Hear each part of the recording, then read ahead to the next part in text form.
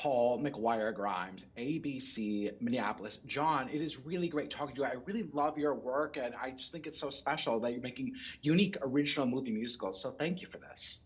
Thank you for listening. Yeah, you're welcome. Now, I'm curious, your movies like Once and Begin Again and Sing Street talk about the importance that music has in our lives. I'm curious, where does your love of music stem from? I think that I was, it grew up in a family in which music was sort of a bit sacred. It wasn't actually encouraged. It was my brother's Mm, guitar was hidden under his bed. I was forbidden to ever play it.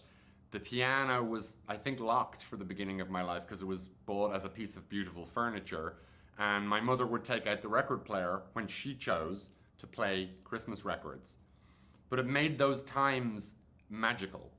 So when the mm. piano was opened, it was like, oh my God. Or when I snuck under my brother's bed and strummed his guitar when he was out, it was a magical experience under that bed listening to these, ring. And I feel like music now is everywhere and it's constant and it's, you're trying to have dinner and there's music blaring. You go to your friend's house and they're playing music and you're like, can you turn the music off? Because when I listen to music, I want to listen to music and sit down and hear it. And it's sacred. And that's what I believe. So Yeah. I'm a purist in that sense. I love it. Now, you use Joni Mitchell's Both Sides Now as a turning point for Flora.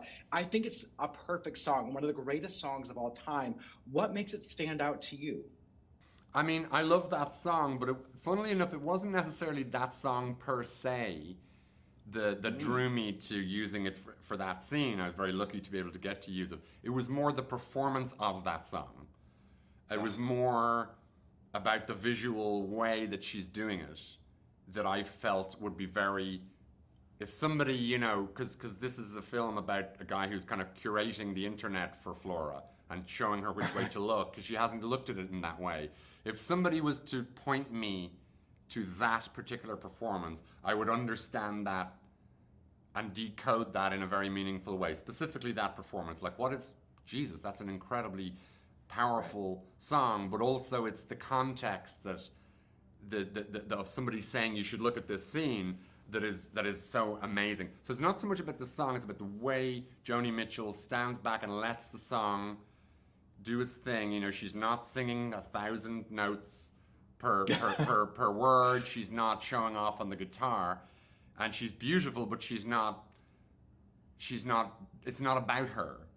It's about the Yeah. song, and that's a valuable lesson for Flora to learn at that point in the movie. So that's why I chose that wonderful song. I I love that so much. Oh my God. It made me think about falling slowly and when your mind is made up from once too, like, oh God, it's so good. Now Yeah. I have Irish heritage and I love seeing Dublin on screen. What do you love most about the city? Yeah, it's a love-hate thing, I have to be honest. It's every time I go away from it, I look back and see it and see all the good things in it. But when I'm there, it can be frustrating, and I think it's part of that tension and frustration and love that wants you to get into it and get at it and break it apart and, explore it as a filmmaker. So I just think I'm not done there. It's a small city, but I still haven't kind of finished yet there. Yeah, that's great. John, I wish I had more time. I got the wrap. Thank you for the time today. I No hope people worries. enjoy Florence. That was a treat. Thank you. Thank you very much. Take care. Yeah, thank you. Yeah, you Bye. too.